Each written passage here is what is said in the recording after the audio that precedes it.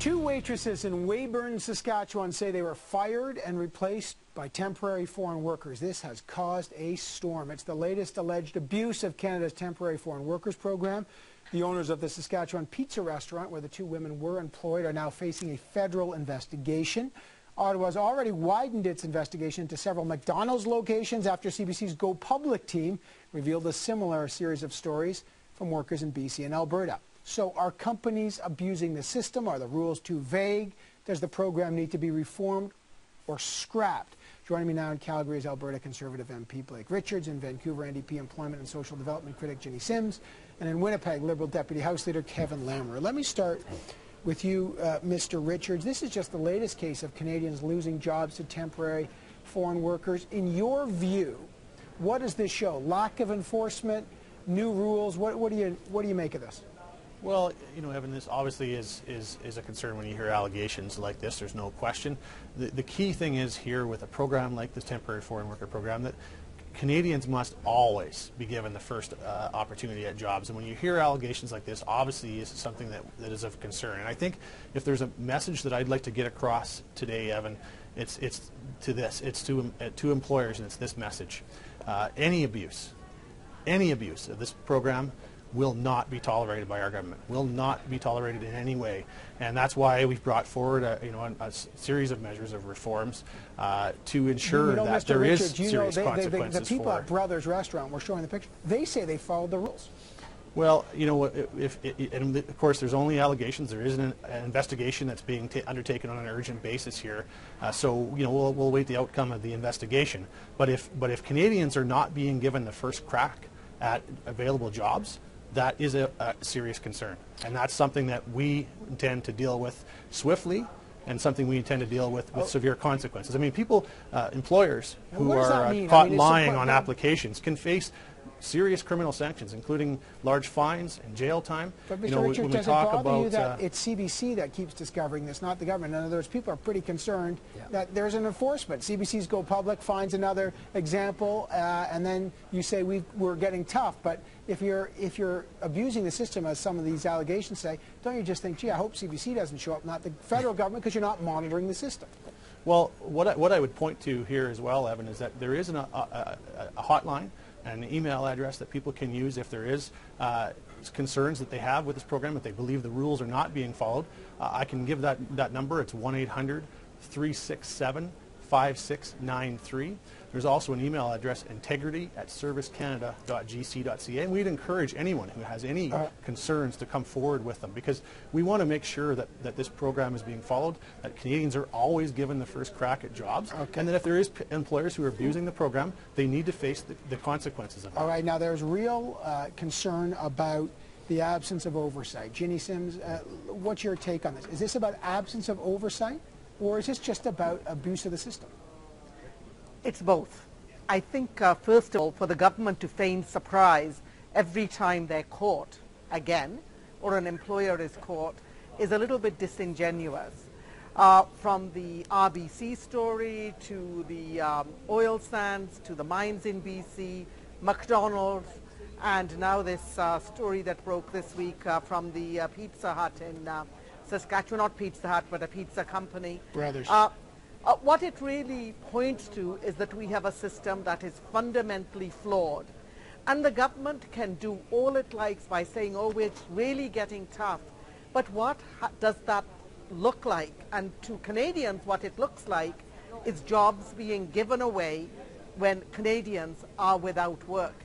First of all, to give out LMOs for McDonald's in Victoria, I don't know who approved them or what kind of a process they had to go through, but obviously not enough oversight was done. So, well, they did. To be fair, the government has introduced new measures aimed at improving the program. New fees for applications, longer advertising requirements. What's the problem with that? You know, when you take a look at it, first they relaxed the rules so much when there was none of those needs. Now they've put in a fee, which is not really a deterrent for most employers. But what I will say is that we've got case after case after case, and I think it's time for this government to say that and agree to an independent review of this program, because Canadians have lost confidence in this with so many unemployed, and the PBO's figures alone tells us that in the low-skilled workers, not taking into consideration the farm workers, the seasonal agricultural workers, the rest of the D section has grown by close to 700%. And when we keep hearing about the job growth that the Conservatives have added to the country, the PBO says 1 in 4 of those jobs has gone to temporary foreign workers. Now, it's not the fault of those temporary foreign workers. They get okay, recruited, let me bring in Kevin Lammer. in. Hang in there. Yeah. I got to bring in Kevin Lammer, to be fair. Mr. Lammer, what's your take on this?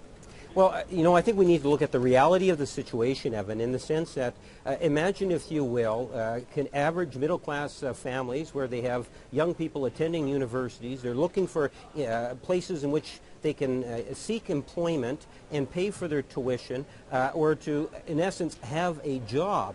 And then when they hear of stories of this nature, it's nothing more than just a huge setback for them. They wonder what's going on here. Let's go to the basic numbers. In Canada, we have well over 300,000 foreign workers here today. Does Canada need foreign workers? Yes. Do we need 300,000 foreign workers? I would suggest absolutely not. The government is very much aware that they've made a mess of the program. Every time CBC does air something where they found an example, and this is just but an example of the abuse that's actually out there, then the government talks tough, as if, oh, we're outraged on this and we want immediate action and we're going to do this, this, and that. And now we have this call line that you can call. Where people should be calling is the Prime Minister's office, the Minister of Human Resources office. They're the ones that are making a mess of the program. Canada needs a foreign worker program. But we don't need is the numbers that we have today, and the Conservatives have made a mess of the program. Okay, but I mean, that's different, and we'll talk a bit about redesigning. I spoke to the president of the Saskatchewan Federation of Labour earlier today, and let me just show you what Larry Hubik had to say. Check this out. This is not an isolated problem that we're dealing with here. The temporary foreign worker program has created this nightmare of a situation, and the only way to deal with it is to get rid of the program and start over and engage a tripartite body so that we ensure that we protect all of the interests of all of the stakeholders in this process. Mr. Richards, Larry Hubik says he's heard of more examples of abuse, and not just abuse of Canadians getting fired, but also temporary foreign workers being vulnerable, that the program needs to be scrapped. What do you make of that? Well, you know, I want to again just make it very clear that, you know, the key element with this program is that it must only be when there is no Canadians available for the work. So Canadians must always be given the first crack. And I listened to what I would consider a very hypocritical position of both the NDP and the Liberal Party here today. You know, there's all kinds of examples of them asking for more temporary foreign workers, including the Liberal leader, Justin Trudeau, asking for a restaurant worker in his own riding. And here's the thing, you know, they're saying, well, on one hand saying we want more foreign workers, here they are today saying we want less foreign workers. Okay, but the bottom line is we've got a program. Everyone recognizes you need temporary foreign workers. The question is, are the skill shortages matched up to the program, and are the rules so loose that they're frankly being abused because there's not enough enforcement? Well, the key here is, you know, as I've indicated already, we've made a number of changes, and when we look at this, you know, for example, when an employer is found to be abusing this program, their LMOs can be revoked. They can face you know, a ban on being able to use the program, and so there's some very serious consequences here for an employer caught abusing. And frankly, if they're found to be lying on their application about their efforts to hire Canadians first, and that's the key to this, is they must always be trying to hire Canadians first. If they're found to be lying about their efforts to hire Canadians first, they can actually face very serious criminal sanctions, including jail time. So there is serious consequences that can be here, including you know, being added to this public named and shamed on this public blacklist. You know, and guys, I got 30 seconds. So I just want to make sure everyone gets in here. One McDonald's franchise has actually been named on that already. So this is something that's very serious. It can be very serious consequences for employers caught abusing the program. All right. So there, real quick, react to that. They do have consequences. Jinny Sims, Kevin Lammer. Well, all we have is rampant abuse, and what we need is an independent review of the program, and really when you're sort of talking about skill shortages, let's take a look at where the biggest growth has been. It has been in the low-skilled category. That isn't temporary work, that's ongoing work. And for this government to keep saying, pick up the phone and you can dial a number, well, first of all, where is there a list where the government has granted LMOs and where they are temporary foreign workers employed? First of all, we need to have that kind of transparency, but right now what we need is an independent review and a thorough revamping of this program so that it works for Canada. Yeah. Evan, there is no evidence of where the government has taken this tough action against employers. They talk about it, but really and truly there is no evidence of that. Like, show me this list. I think that what we really need to do is look at the way in which we can develop that national registry, working with the different provinces. For example, the province of Manitoba, in order to get the LMO, you have to go through the Department of Labor as an employer. You know, there's a need for us to show some national leadership on the program, and if we really want to preserve the integrity of the program, the government needs to sit down with some of the stakeholders and to work this thing through. We cannot afford to lose the program. Unfortunately, because of the excessive abuse, it's putting it into jeopardy, and that's really sad. I got to wrap it there. MPs Blake Richards, Jinny Sims, and Kevin Lammer, I appreciate your time on that. Lots to